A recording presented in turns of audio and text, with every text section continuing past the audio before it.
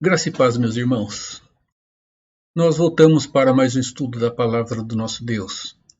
O grande rei Davi, no Salmo 108, no primeiro verso, ele diz assim: Firme está o meu coração, ó Deus, cantarei e entoarei louvores de toda a minha alma. O grande desafio que nós enfrentamos, não há dúvida alguma, é a luta com o nosso coração. Nós somos provados nele a todo instante, todo dia. Dá para dizer que a todo momento nós temos o nosso coração provado diante das situações, das circunstâncias, diante das pressões, diante das decisões que temos para tomar. Não há dúvida nenhuma, o nosso desafio está aí.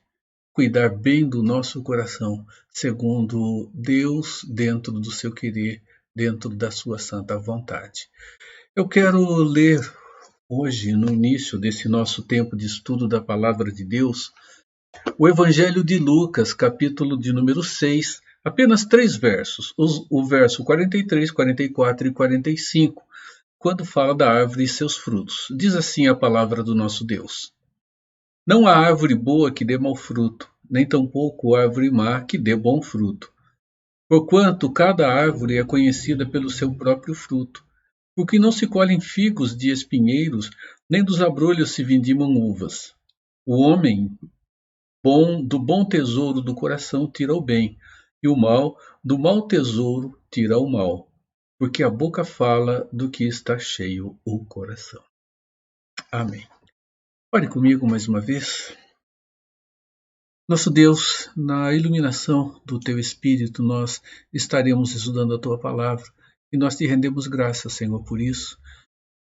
Que, Pai, as Tuas verdades, elas só são discernidas pela ação do Senhor mesmo sobre nós, na pessoa do Espírito Santo. Ó Deus, nós Te damos graças por mais uma semana que passou. Uma semana que passou muito rápido, Senhor. Uma semana, Pai, que trouxe sobre nós muitas situações. Obrigado porque nos deu condições para passar por todas elas. Senhor, irmãos se viram mais uma vez entristecidos pelo luto durante esta semana. Esteja, nosso Deus, confortando esses corações.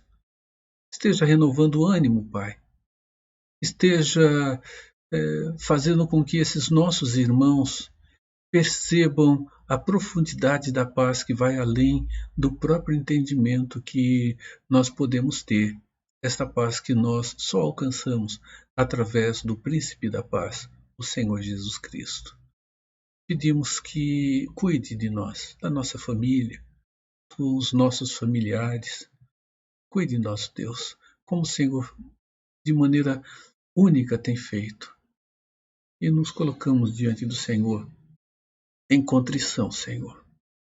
Colocamos diante do Senhor reconhecendo que muitas das nossas atitudes durante esta semana não Te agradaram, Pai. Perdoe-nos por isso. E que elas sirvam, Senhor, para nós de direção, para que nós mais e mais cometamos menos os erros que temos cometido e caminhemos, Senhor, mais e mais à semelhança do Teu Filho amado, o nosso Redentor, Cristo Jesus, em nome de quem oramos. Vamos louvar a Deus, meus irmãos, com o hino. Nós vamos louvar ao Senhor, hino 221, vaso de bênção, hino do Inário Novo Cântico.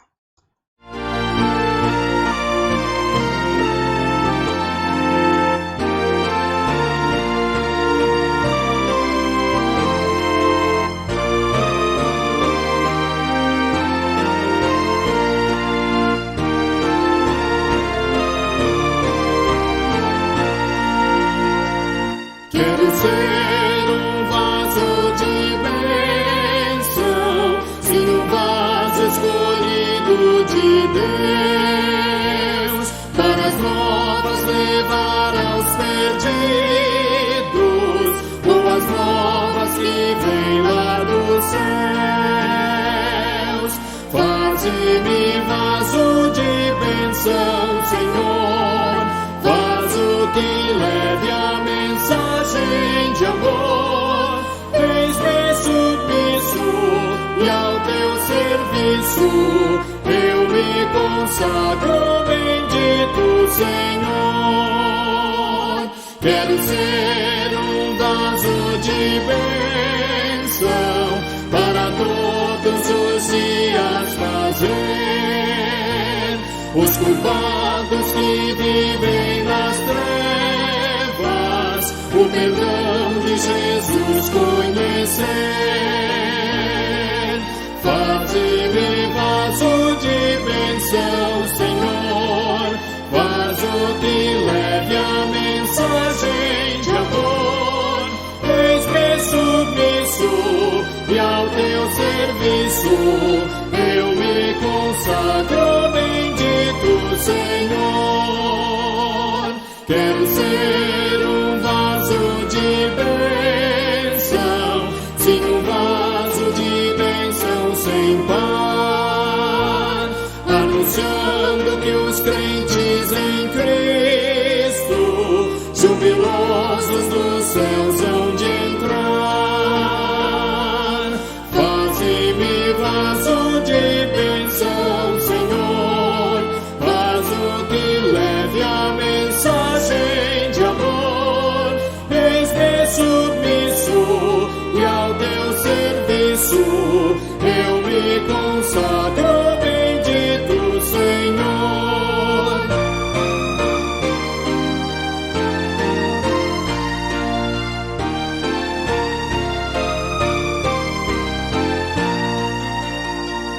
Para ser um vaso de bênção é mistério uma vida real, uma vida de fé e pureza, revestida de amor divinal. Faze-me vaso de bênção, Senhor, vaso que leve a mensagem de amor. Eis-me submisso e ao teu serviço eu me consagro, bendito Senhor. Amém. Amém.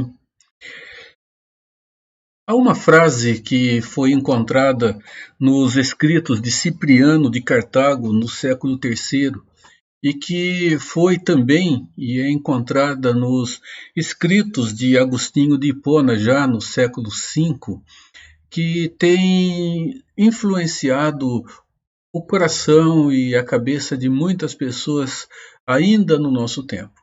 Essa frase ela ganhou um sentido durante a história da Igreja e ela teve uma separação de sentido na reforma que houve no século XVI. A frase é a seguinte: fora da Igreja não há salvação. A Igreja, na Idade Média, caminhando até o século XVI, ela afirmava que fora da igreja, denominação, não havia salvação para as pessoas, porque ela afirmava que a igreja, denominação, constituía o chamado corpo místico de Cristo, ou o corpo de Cristo, onde valores não podem ser compreendidos por nós porque são misteriosos, daí o sentido da palavra místico. A partir da reforma do século XVI, esta expressão ela continuou a ser usada, e usada em dois sentidos. No sentido anterior à reforma, como a igreja localizada, a denominação, sendo ela o corpo místico de Cristo, e fora dela não haveria condição de salvação, tanto que ela outorgou-se a si mesma o poder de condenar e o poder de trazer libertação às pessoas, ao ponto de poder excomungar as pessoas do seu meio e dessa forma condená-las à condenação e à perdição eterna. Com a retomada do ensino das Escrituras, do livre exame das Escrituras, pelas pessoas e não pela interpretação eclesiástica, o sentido dessa frase, fora da igreja não há salvação, ela ganhou a fundamentação devida, a fundamentação escriturística, onde nós encontramos dentro da palavra de Deus não a afirmação, mas o conceito que de fato fora da igreja não há salvação. No entanto, igreja é entendida como o corpo místico de Cristo, e corpo místico de Cristo é entendido como a união de todos aqueles que foram eleitos por Deus, porque em Cristo pagou a sua dívida diante do Pai, e estes que agora, alcançados pela única graça do Senhor, compõem então este corpo do qual Cristo é o cabeça. Enquanto a ideia de cabeça tinha um conceito diferente dentro da existência da igreja até antes da Reforma, a Reforma Protestante ela trouxe um novo sentido. O sentido das Escrituras, quando ela nos afirma que nós somos um só corpo e um só corpo em Cristo, tendo ele como o cabeça. Então os conceitos mudam. No entanto, nós observamos hoje, principalmente nesse momento em que nós não temos a possibilidade de estarmos reunidos adorando ao nosso Deus, muitos irmãos inquietos, porque têm o seu coração afligido por não poder estar caminhando junto com os outros irmãos, não tendo a possibilidade de participar dos cultos, da celebração da ceia, e muitos têm sofrido porque têm entendido que não têm mantido-se espiritualmente fortalecidos por esta falta de comunhão. Nós, meus irmãos, sentimos sim muita falta de estarmos juntos, não há dúvida nenhuma.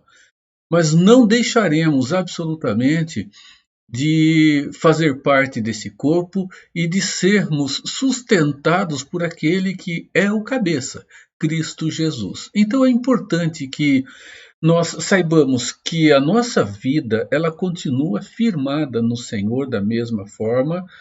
Continuamos a ser alimentados pela palavra de Deus e continuamos a nossa vida de serviço. E a nossa vida de serviço agora, ela pode ter uma extensão menor. Ela estará limitada seguramente à convivência familiar, à convivência com aqueles que estão conosco num home office ou no estudo através dos meios que nós temos hoje com a internet, através de algum contato próximo com pessoas que estão passando por certas dificuldades, mas o serviço continua, a vida com Deus ela continua.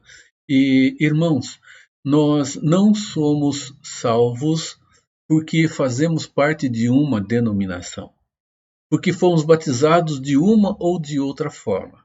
Nós somos salvos porque fomos alcançados pela graça de Deus em Cristo Jesus.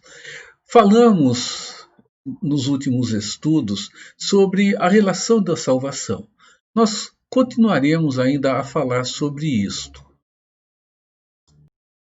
No nosso último estudo, falamos sobre a conversão e nós entendemos que a conversão ela não está desassociada absolutamente de outros dois valores. Ela não está desassociada da fé e do arrependimento. Falamos sobre a fé no último estudo. Hoje vamos falar sobre o arrependimento. E quando falamos então sobre fé e arrependimento, hoje vamos falar um pouco sobre o arrependimento e a fé nessa ligação direta com a conversão. Sem fé e arrependimento não existe conversão. A conversão ela tem a ligação direta com esses dois valores, com esses dois elementos que encontramos dentro das Escrituras Sagradas. Então nós voltamos aqui ao nosso gráfico.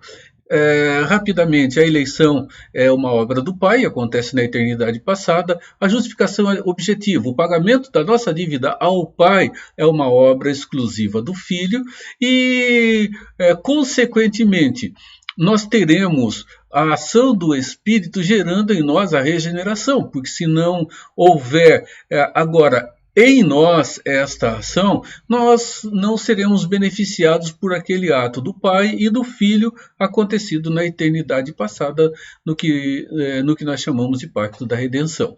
Então nós observamos que agora, usando o meio, anteriormente Deus não usou um meio para isso, não foi uma ação imediata, foi imediata, não houve um meio usado por Deus, foi uma ação entre a divindade.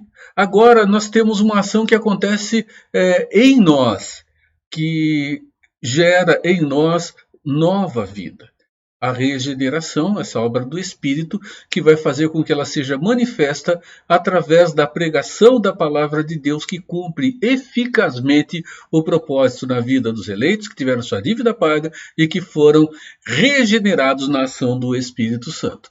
Isso vai produzir no coração das pessoas que foram regeneradas e foram nascidas de novo, chamadas à vida através da palavra de Deus, a conversão, que é a mudança radical de direção na própria vida.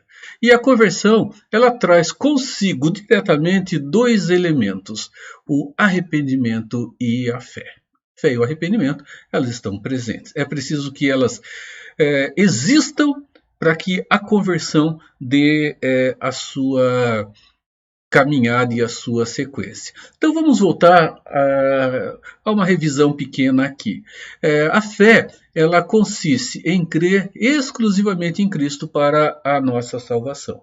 Então, quando nós falamos em fé, nós não estamos nos referindo à fé pessoal, ao nosso sentimento. Nós, no último estudo, vimos juntos aqui as definições de Jim Elliff no livreto que ele escreveu chamado Fé Inútil, mostrando que há muitas manifestações de fé, mas nenhuma delas, de fato, manifesta-se como uma fé redentora ou uma fé salvadora, porque elas são manifestações pessoais de um crer que não são o resultado de uma ação direta de Deus no coração. Então, a fé, ela consiste em crer em Cristo exclusivamente para a salvação dos nossos pecados. Não é aquela certeza de que agora eu vou ter alguma coisa, mas é a certeza que eu tenho de que algo foi feito por mim graciosamente e que todos os valores desse ato redentivo têm a origem em Deus. E eu devo responder agora em fé a esses atos. Eu devo responder agora em fé, crendo que toda a verdade de Cristo é única para minha salvação. Então, temos aqui uma relação sobre o que vem primeiro. Afinal de contas, vem primeiro a fé ou o arrependimento? Irmãos, eu creio que é irrelevante pensarmos nisso agora. Entramos nessa discussão. O fato é que a fé que está presente na salvação é uma fé que leva ao arrependimento. E o arrependimento, que é para a vida, é um arrependimento que crê, quer dizer, são dois elementos ligados um ao outro, como John Murray diz, não dá para separá-los. A fé é uma fé que conduz ao arrependimento, o arrependimento é um ato de vida que mostra que é necessário, então, se crer. Vamos a duas definições de arrependimento que eu anotei. Uma do bispo J.C. Healy e a outra nós vamos ver logo atrás, logo em seguida. E vejam a definição do Healy. O arrependimento é uma mudança completa no coração natural do homem sobre o assunto do pecado. Arrependimento é uma mudança completa. Vejam agora o que John Murray diz. O arrependimento consiste essencialmente em mudança de coração, mente e vontade. As duas definições, poderíamos ter outras aqui, elas caminham na mesma direção. Arrependimento implica em mudança de coração, em mudança de pensamento, em mudança de vontade em relação ao pecado. Pecado é o centro, então, do arrependimento. Arrependimento com relação ao pecado.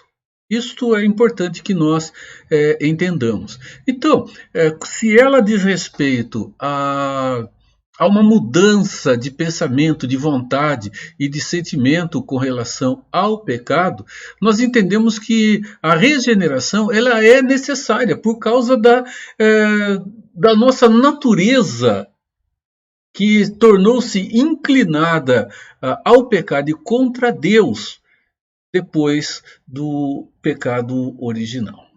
É consequência. O pecado original é a consequência daquele ato.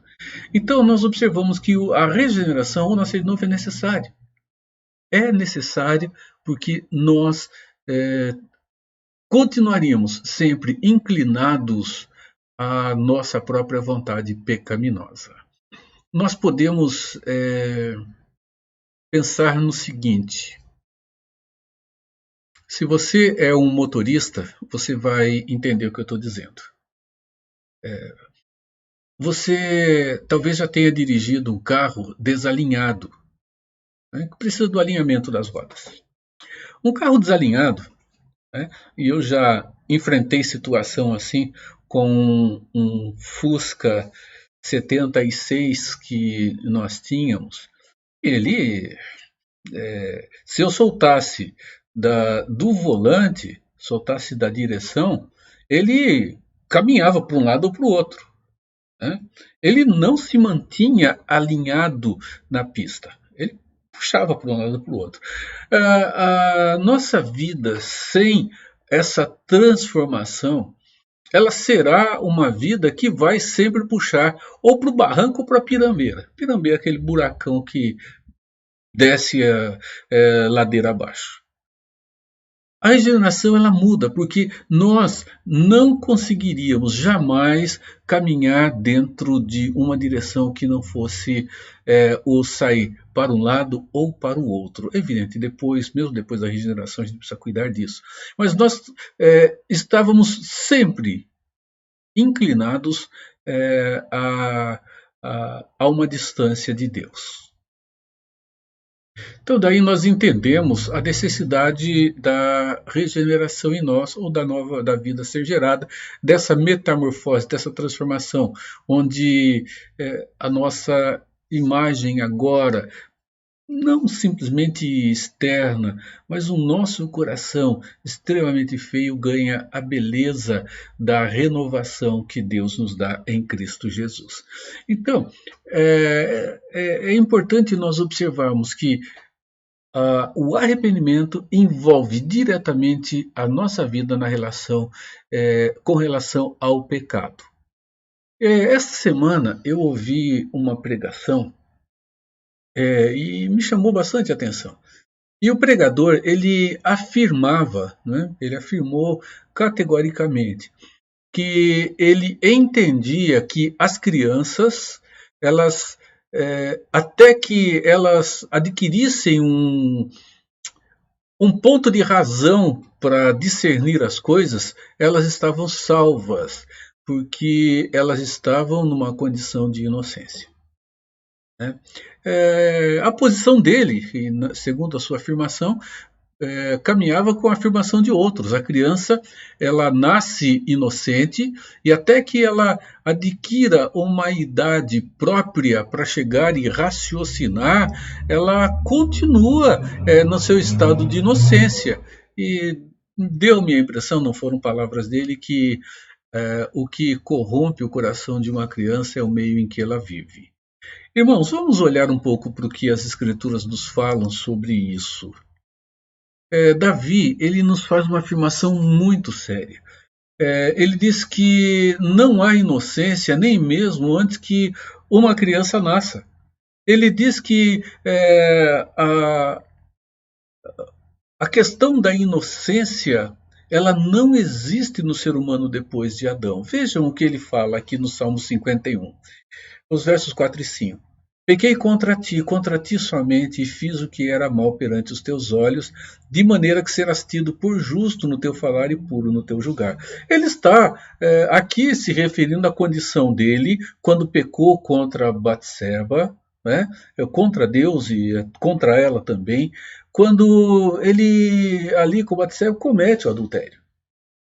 E ele afirma: eu nasci na iniquidade, e em pecado me concebeu a minha mãe. Ele já foi concebido em pecado e ele nasceu em iniquidade. Irmãos, uma criança, ela não nasce na inocência. Ela já nasce debaixo do jugo do pecado. Observe o que o Riley diz. Ele diz o seguinte, eu anotei uma frase dele aqui. Nunca houve uma criança que precisou de instrução a fim de que aprendesse o engano, a sensualidade, a paixão, o egoísmo, a glutonaria, o orgulho e a tolice. O bispo aqui, o Riley, ele nos diz que a gente não precisa ensinar uma criança a enganar, a caminhar em direção a uma sensualidade pecaminosa, a paixão por coisas erradas, a ser egoísta, a ser uma glutona, a ser orgulhosa, a fazer e cometer tolice. Irmãos, se vocês têm filhos, vocês já viram isso nos filhos de vocês. Quanto eles fizeram dentro de uma relação de impiedade, mesmo sendo pequenas, sem nunca terem sido ensinadas. Elas precisam ser ensinadas dentro de um caminho diferente, porque naturalmente as crianças elas não precisam de instruções para que cometam atos maus. Então, não dá para afirmar que uma criança nasce em inocência. A questão do pecado ela envolve a todos nós desde a nossa concepção. Então, nós nunca vamos poder, como Jesus diz ali, produzir frutos diferentes do que é o nosso coração. Absolutamente. O nosso coração, ele produz o fruto exatamente do que ele é. Por isso, meus irmãos, um coração não regenerado não produzirá fruto que seja fruto de um coração transformado e regenerado. Ele pode ter ações socialmente boas, mas ele nunca terá, de fato, fruto do arrependimento como algo que alegra o coração do próprio Deus, porque será um ato de um coração transformado manifesto. Olha só, deixa eu ler para vocês aqui. Quando o coração é transformado pela ação do Espírito Santo, os frutos também se tornam diferentes. O pecado é jogado fora e essa mudança, a palavra de Deus chama de arrependimento para a vida. Esses frutos, essa mudança, essa transformação, as Escrituras nos dão esse nome, arrependimento para a vida. Isso significa que há arrependimento que não é um arrependimento para a vida, não é um arrependimento que leve de maneira bem direta a pessoa de volta a Deus, meus irmãos.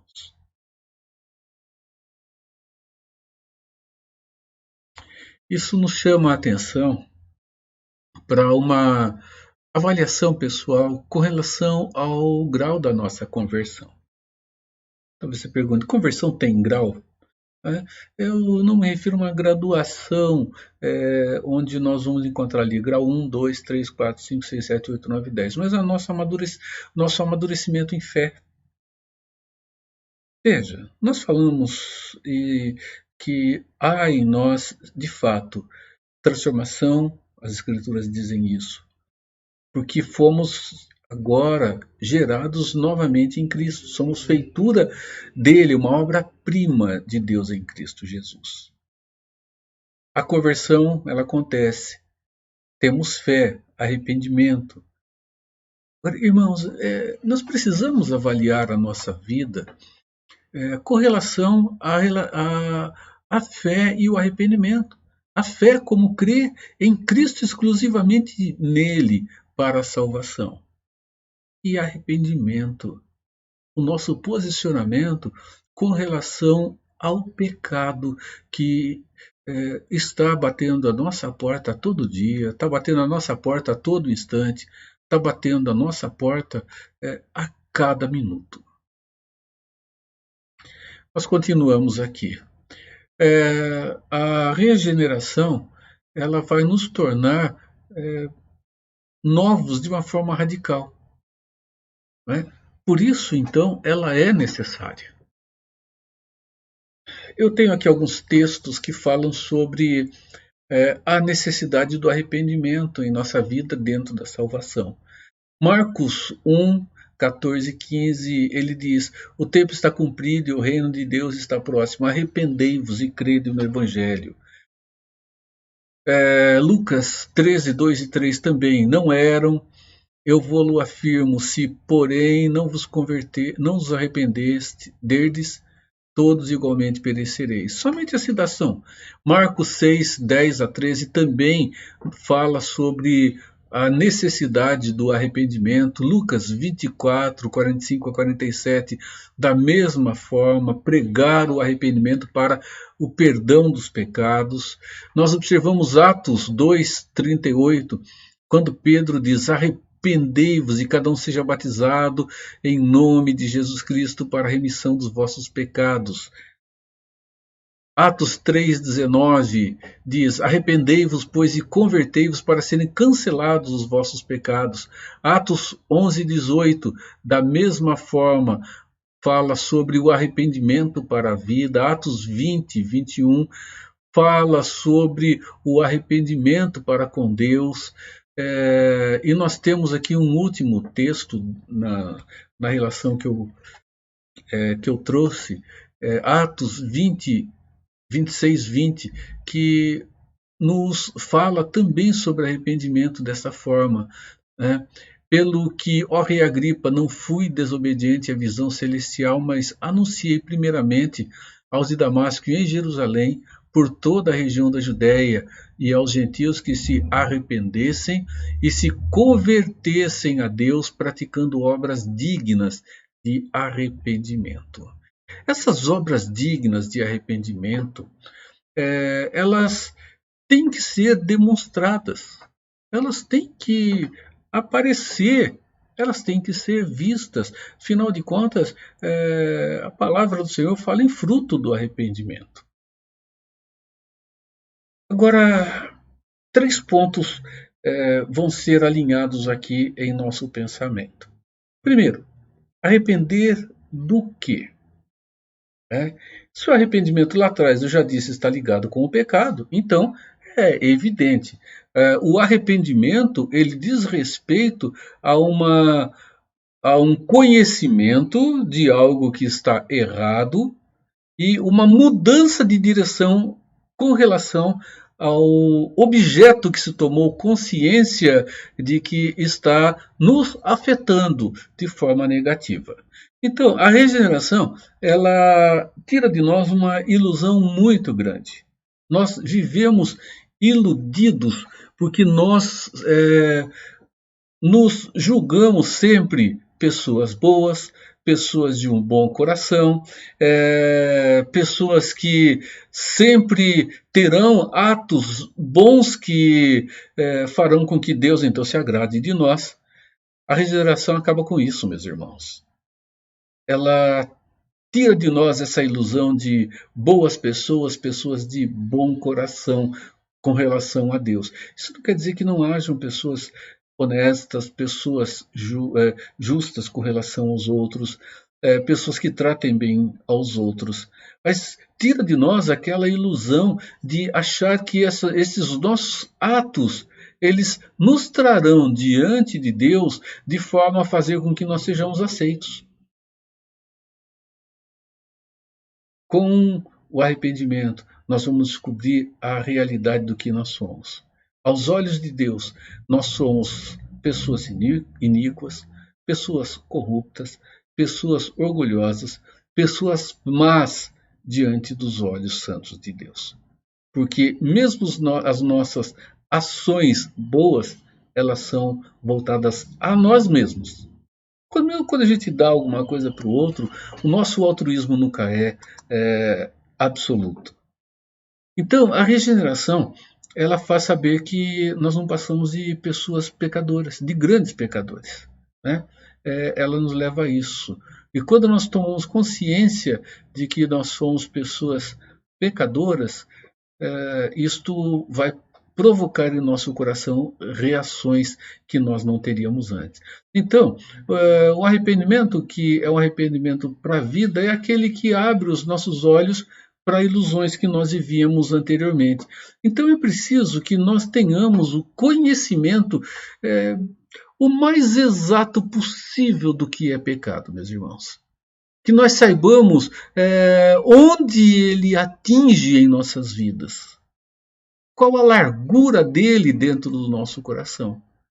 E o que ele pode causar como consequência em nós e diante das pessoas que nós vivemos e, acima de tudo, com relação a Deus. Então nós precisamos saber exatamente o que é pecado. Nós precisamos saber onde ele se instala em nossa vida e qual a abrangência dele dentro de nós. Saber quais são as consequências que ele produz nos nossos relacionamentos. Relacionamento com Deus, relacionamento com as pessoas que estão perto de nós. Vamos lá então, uma definição do nosso catecismo, o Catecismo Maior do Westminster. Ele define o pecado da seguinte forma: pecado é qualquer falta de conformidade com a lei de Deus ou qualquer transgressão desta lei. Então, temos aqui algumas referências, né, as referências que aparecem lá. Tiago 2,10, né, qualquer que guarda toda a lei, mas tropeça em um só ponto, se torna culpado de todos. Tiago 4,17, que diz assim, portanto, aquele que sabe que deve fazer o bem e não faz, isso está pecando. 1 João 3,5, todo aquele que pratica o pecado também transgride a lei, porque o pecado é a transgressão da lei. Então, quando nós então olhamos para as Escrituras, e elas se veem refletidas no catecismo, é daqui que a definição vem, então, ele diz que pecado é toda transgressão de conformidade com a lei de Deus, ou toda transgressão desta lei. Então vamos aqui embaixo um pouquinho. Quando nós falamos em lei, o que vem diante de nós são os 10 mandamentos. Não terás outros deuses diante de mim, não farás para ti mais de escultura, não tomarás o nome do Senhor teu Deus em vão, lembra-te do sábado para o santificar, honra teu pai e tua mãe, não matarás, não adulterarás, não furtarás, não dirás falso testemunho contra o teu próximo e não cobiçarás a casa do teu próximo. Temos aqui os 10 mandamentos. Nós olhamos para a lei, aqui está a lei, e vemos que se transgredirmos a lei, pecamos. Então, para termos uma noção mais exata do que representa pecado, nós vamos para as Escrituras e entendemos que ela diz que toda transgressão da lei de Deus é pecado. Então, nós definimos pecado como errar o alvo. Qual é o nosso alvo? O nosso alvo é conseguir cumprir perfeitamente toda a lei que Deus estabeleceu. E isto significa que nós glorificamos a Deus quando fazemos isso. Então, o nosso alvo é a glória de Deus. E a glória de Deus acontece quando nós cumprimos as suas determinações. O Salmo 119 é muito rico sobre isso, quando fala da lei de Deus, da palavra dele, da vontade do Senhor. Agora, vamos ver o seguinte. Temos aqui a lei. Jesus ele fala sobre isso quando ele conversa com pessoas que tinham conhecimento desta lei. E vejam só, como é que Jesus resume a lei, como ele resume os mandamentos. Ele vai mostrar, ele alarga os 10 mandamentos nesse resumo. Resumo, normalmente nós compactamos, um conceito, e Jesus faz isso. Ele dá a síntese. Ele traz aqui o espírito da lei. Ele traz aqui o sentido real que a lei deve ter no nosso coração. Não apenas 10 aspectos que nós devemos observar, mas vejam a profundidade e a largura desse ensino. Jesus ele diz o seguinte: os fariseus foram até ele, os saduceus. Vejam o texto. Entretanto, os fariseus, sabendo que ele fizera calar os saduceus, reuniram-se em conselho.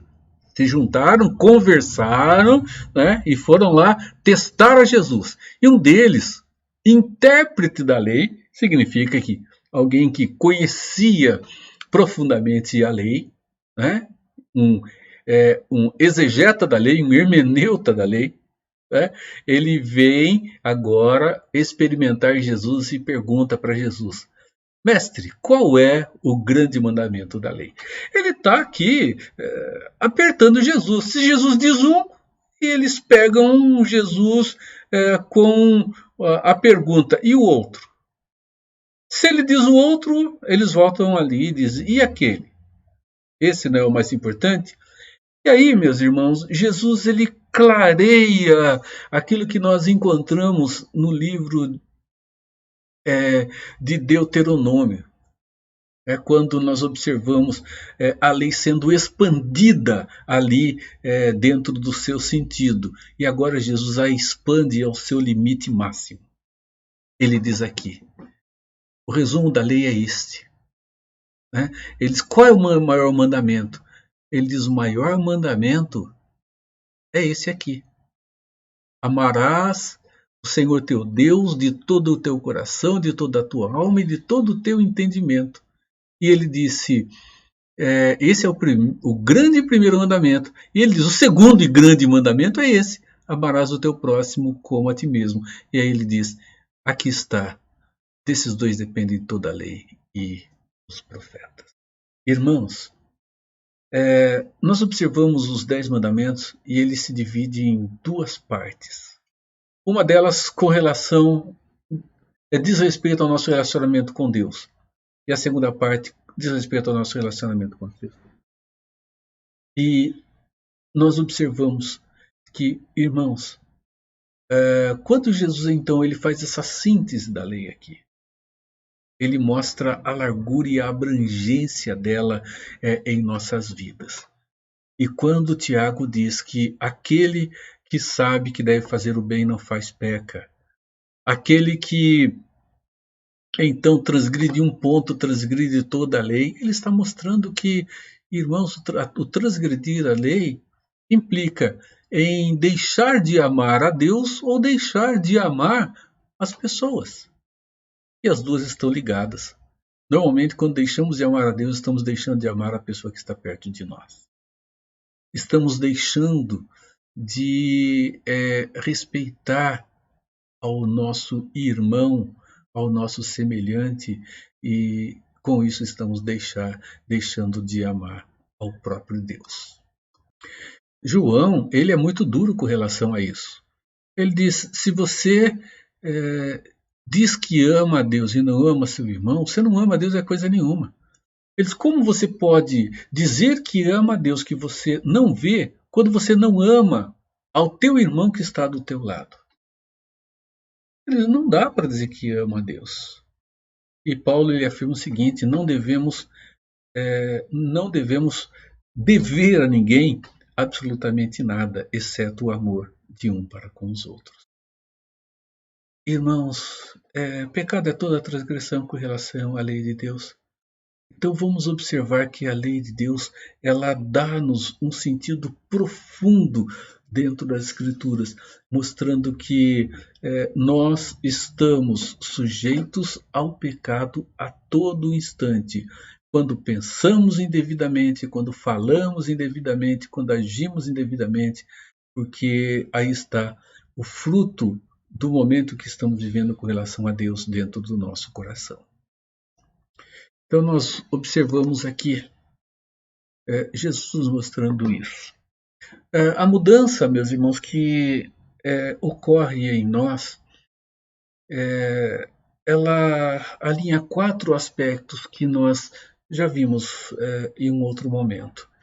quando fala do nosso coração, quando fala do nosso pensamento, quando fala da nossa vontade, nós observamos que o arrependimento ele produz em nós mudança dentro de 4 áreas, como uma relação direta da regeneração que aconteceu. É uma mudança com relação ao nosso Deus, passamos a enxergar de forma diferente. É uma mudança em relação a nós mesmos, vemos como nós somos. É uma mudança em relação ao pecado, passamos a entendê-lo e a ver o que é pecado. O que antes achávamos normal, agora nós entendemos que fere ao nosso Deus. E é uma mudança que acontece, meus irmãos, com relação à justiça. Nós entendemos que os nossos atos de justiça não valem nada diante de Deus, porque eles de fato não nos justificam. Por isso nós dependemos do ato justificador do próprio Deus em Cristo Jesus. Então, fora da regeneração, coloquei esse gráficozinho aqui, nós vemos que a nossa concepção com relação a Deus, a nós mesmos, ao pecado e a justificação diante de Deus estão absolutamente e totalmente distorcidos. 2. Observamos que o arrependimento do pecado ele produz então em nós tristeza com relação aos atos que cometemos contra Deus. Vejam o exemplo do filho pródigo lá no Evangelho de Lucas. O filho pródigo, aquela parábola é uma parábola sobre um arrependimento sincero e um profundo amor do pai que recebe o arrependido. E lá nós observamos com relação ao que estamos falando, 2 aspectos. Vejam, o arrependimento ele produz a tristeza com relação ao pecado. Aquele jovem, né, alguns têm afirmado que ele faz aquilo porque ele estava no fundo do poço, né, porque ele estava sem ter o que fazer, comendo lá das alfarrobas que se dava aos porcos, da comida de porco. Para os judeus isso era horrível. Não tinha coisa, imagino que não podia ter coisa pior. Irmãos, vejam, há algo entendendo o sentido, o centro da parábola, Jesus está falando isso, ele mostra que houve um arrependimento sincero no coração daquele jovem que havia ofendido o pai. Ele diz: Pai, eu pequei contra os céus e contra ti. Houve tristeza no coração daquele jovem. E a tristeza, ela resultou numa confissão diante do Pai. A confissão, ela é necessária. E o arrependimento, meus irmãos, para a vida, é um arrependimento que produz tristeza no coração por causa do pecado que foi cometido. E nós observamos que ele gera tristeza e ele caminha em direção a uma confissão. João diz, se confessarmos os nossos pecados, ele é fiel e justo para nos perdoar os pecados e nos purificar de toda a injustiça. 1 João 9 nos fala isso. Então nós vemos que o arrependimento para a vida, ele produz tristeza e confissão. Aí nós podemos avaliar o nosso coração. Bem, o Espírito Santo está agindo em você se você está em Cristo. Estando em Cristo, é importante que você saiba discernir aquilo que está certo e aquilo que está errado, mesmo que não haja profundidade de conhecimento, que o Espírito Santo age mesmo no pouco conhecimento que temos sobre a verdade. Aqui há um despertar para nós com relação à nossa vida com Deus, à nossa conversão. Você tem se sentido entristecido quando comete algo em direção contrária à vontade de Deus? Gera tristeza? Seguramente sim. E essa tristeza te leva a confessar diante de Deus o seu pecado? Preciso pensar nisso. É necessário que pensemos sobre isso dentro do nosso dia a dia. Olha o que J.C. Riley diz. Ele diz que a língua do homem penitente, ela é desatada. Ele usa uma afirmação muito gostosa de se ver.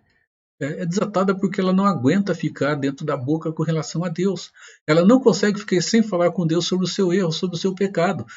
Significa que ela é desatada como uma língua fofoqueira. Em relação a Deus, ela se solta diante de Deus. Ela derrama o seu coração diante do Senhor quando toma conhecimento do erro que cometeu. Pecado não confessado, meus irmãos, é um fardo duro de carregar, viu? É um fardo difícil de transportar. E Davi diz isso. Ele diz, quando eu escondi o meu pecado, secaram-se os meus ossos, o meu ânimo acabou, eu adoeci. Pecado não confessado adoece o coração. Adoece o coração e é um fardo extremamente pesado para um filho de Deus carregar. Pega a sua Bíblia, leia o Salmo 32, leia o Salmo 51.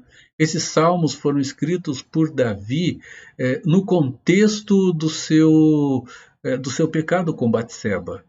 E nós observamos ali a caminhada da sua vida em pecado e o resultado da sua vida depois da confissão. Ele diz, não seja como a mula sem entendimento, que precisa de cabresto para ser governada. Irmãos, recalcitrar contra os aguilhões é sofrer. Para o Filho de Deus isso não cabe. Terceiro ponto, o arrependimento muda a nossa conduta diante de Deus.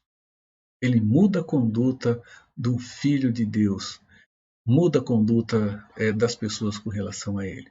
Então, o verdadeiro arrependimento, usando essa palavra verdadeiro arrependimento, né, porque nós podemos ter aí muitas situações que não são de fato arrependimento verdadeiro. E nunca nos esqueçamos, meus irmãos, de que sempre, diante de uma verdade, nós vamos ter Satanás criando aquilo que tem a mesma aparência e é falso. Vamos pensar o seguinte, nós temos o original e o similar. O original é aquilo que Deus nos dá. O similar é aquilo que Satanás produz. Só uma comparação aqui contextual. É aquilo que ele produz, aparentemente dando a nós como algo bom e seguro, mas que no primeiro uso ele se quebra, descarta e frustra. É assim. As verdadeiras ações são aquelas que Deus produz. E, infelizmente, meus irmãos, nós estamos num tempo de falsificação. Nós estamos vivendo um período em que a verdade de Deus ela tem sido falsificada, tendo uma aparência de coisa boa, no entanto, sendo um produto de péssima qualidade. Nunca devemos nos esquecer que Satanás é mestre nisso, e sempre foi.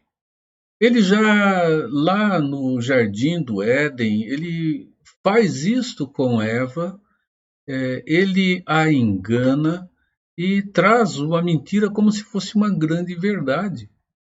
E, meus irmãos, a religião hoje tem assumido um papel de um produto com aparência de boa, aparência de verdadeira, mas que é uma tremenda de uma porcaria, porque ela prega outro evangelho, outro Cristo.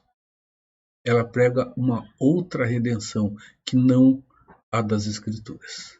Então nós precisamos tomar cuidado com as falsificações de Satanás no nosso tempo.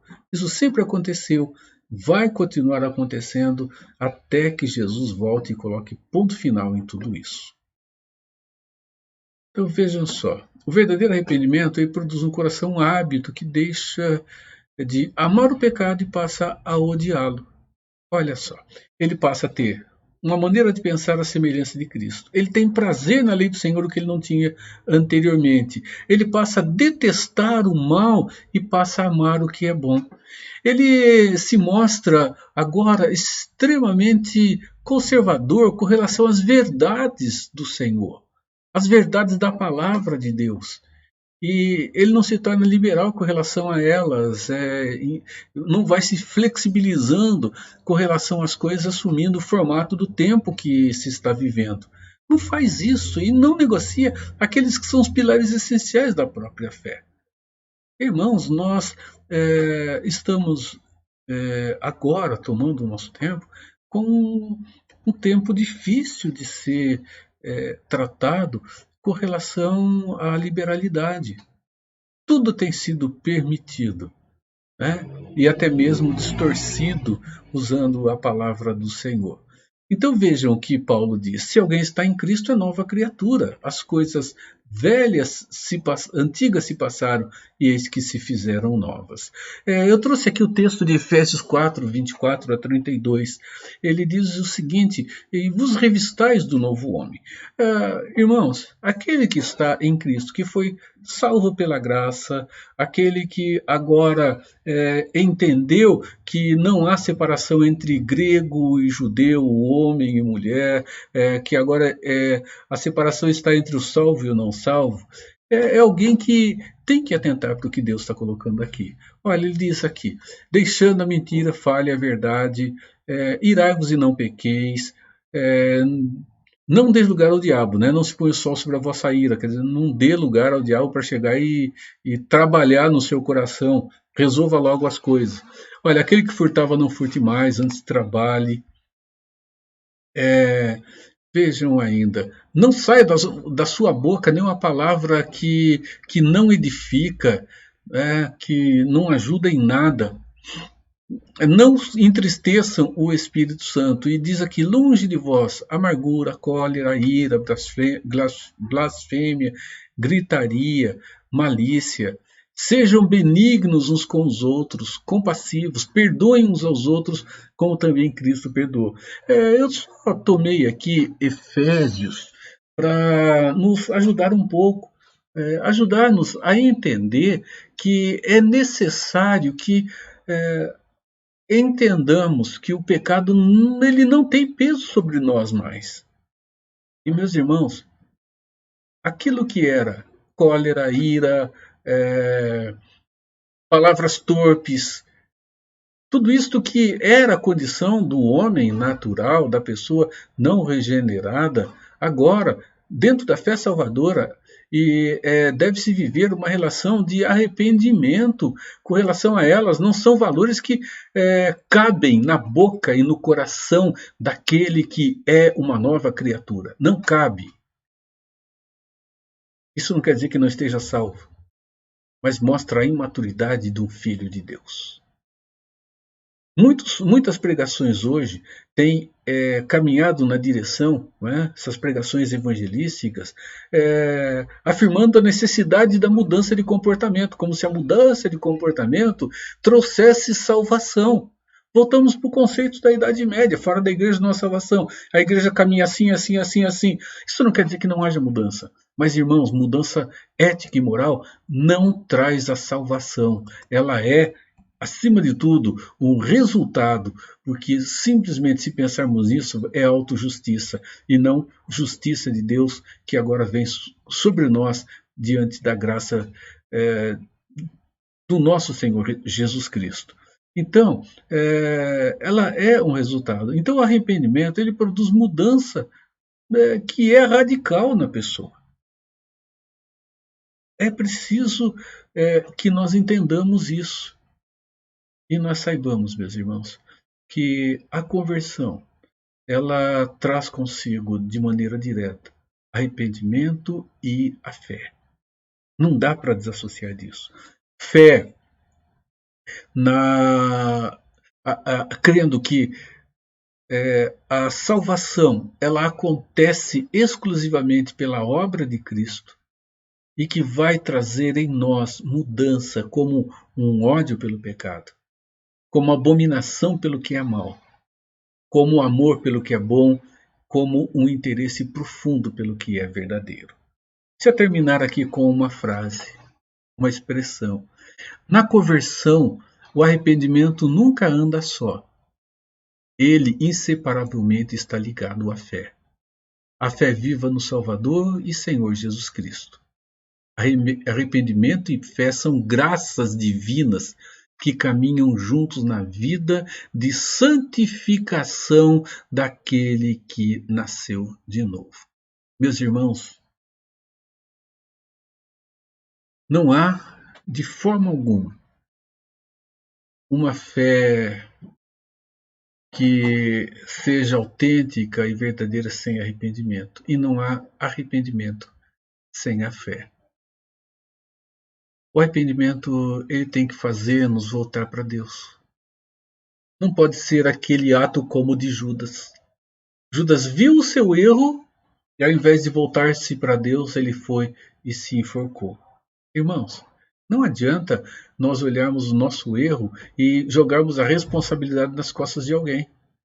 Ah, ele faz, eu fiz porque ele faz também. Ah, eles fazem porque que eu não posso fazer. Ou coisa semelhante a essa. O verdadeiro arrependimento, ele traz tristeza no coração, ele traz confissão, traz mudança de atitude. Ele traz um assumir pessoal do ato que se cometeu. Ele não joga nas costas dos outros ou na costa de Deus. Nós podemos voltar lá a Adão e Eva.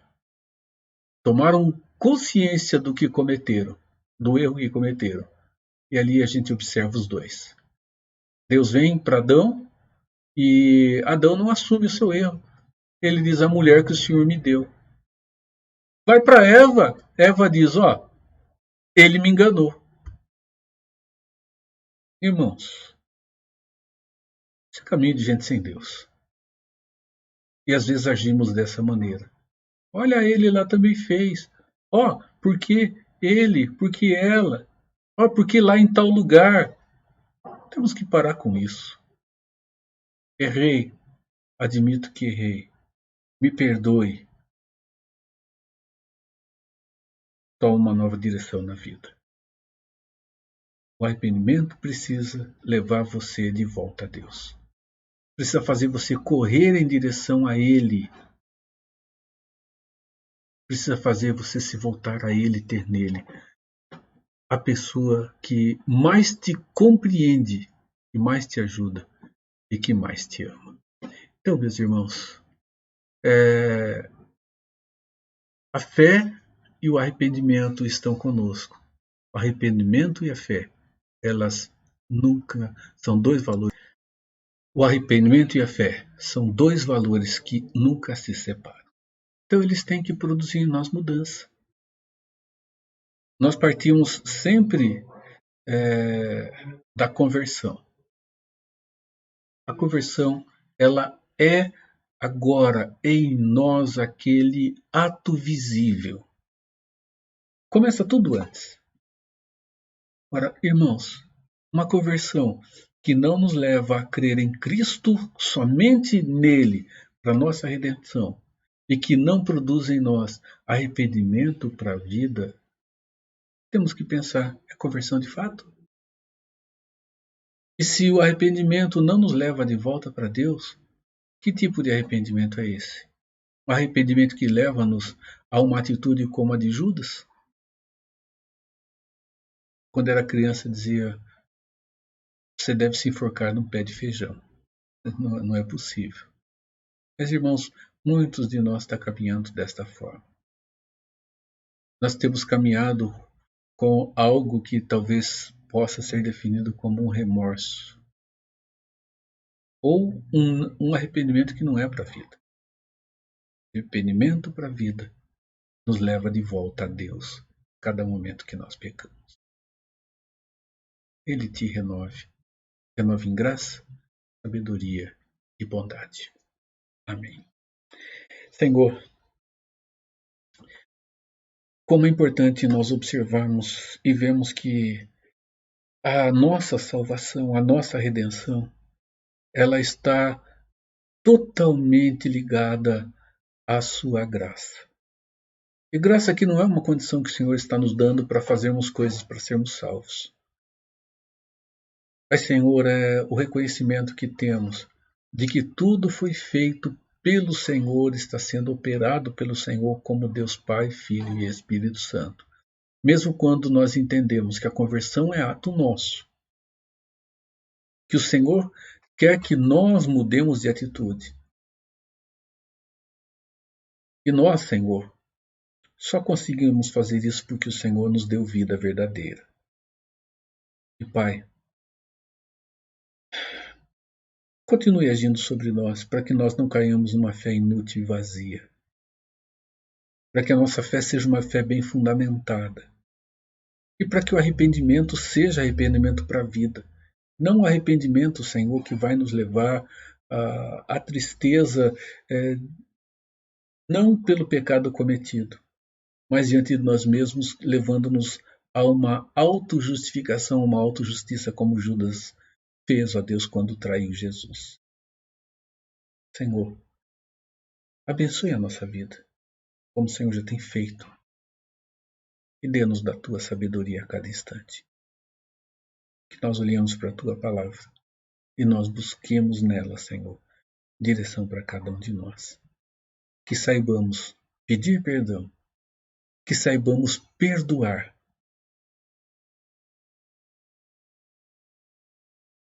que saibamos ser humildes diante do Senhor e das pessoas que estão conosco. Pai, oramos em nome de Jesus. Amém. Meus irmãos, que a graça do nosso Deus, Deus Pai, Deus Filho, Deus Espírito Santo, Deus Triuno, repouse sobre a sua vida e que esta bênção estenda-se sobre a vida de todo o povo de Deus espalhado pela face da terra, hoje e por todo sempre. Amém. Amém. Deus te abençoe. Deus te dê um domingo renovado de cuidado e uma semana envolvida com a bênção e o compromisso de vida com o Senhor. Amém.